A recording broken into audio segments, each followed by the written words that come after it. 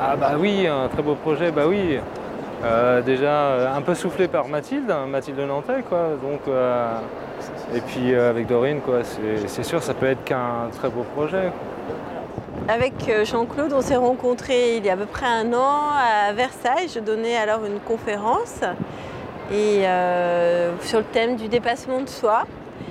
Et Jean-Claude s'est présenté en me disant qu'il avait une passion qui était la peinture et qu'il aimerait beaucoup faire mon portrait et pourquoi pas exposer au Grand Palais.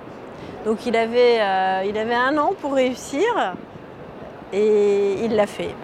Bah, finalement, j'ai pioché dans ses idées et puis je me suis dit on va faire une espèce de melting pot de tout ça et réussir à faire un tableau symbolique de la vie de Dorine. À l'âge de 15 ans, j'ai commencé à prendre mes premières leçons.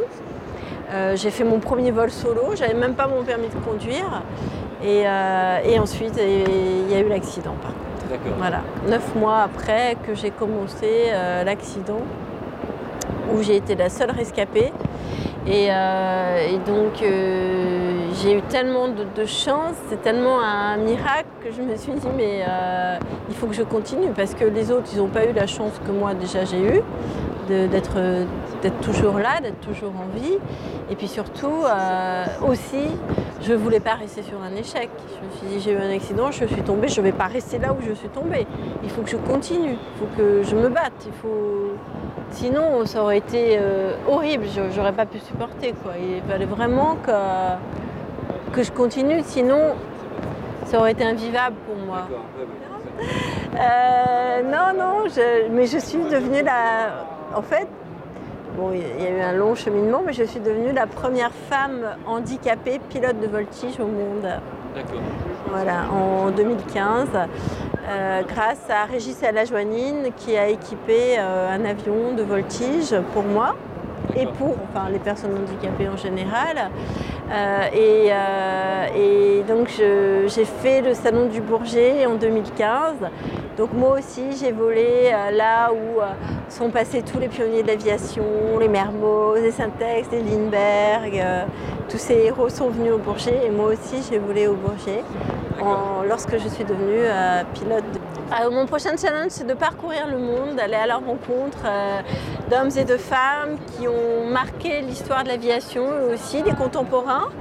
Là, je rentre du Maroc, où j'ai rencontré la première femme pilote de ligne marocaine.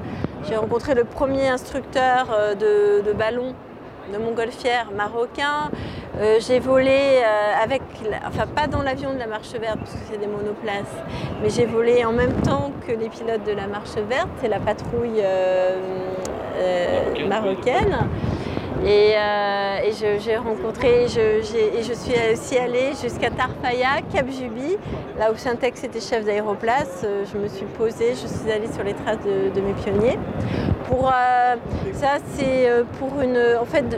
Ça rentre dans une collection de documentaires sur l'aviation qui sera diffusée cet été sur France 5 en fait.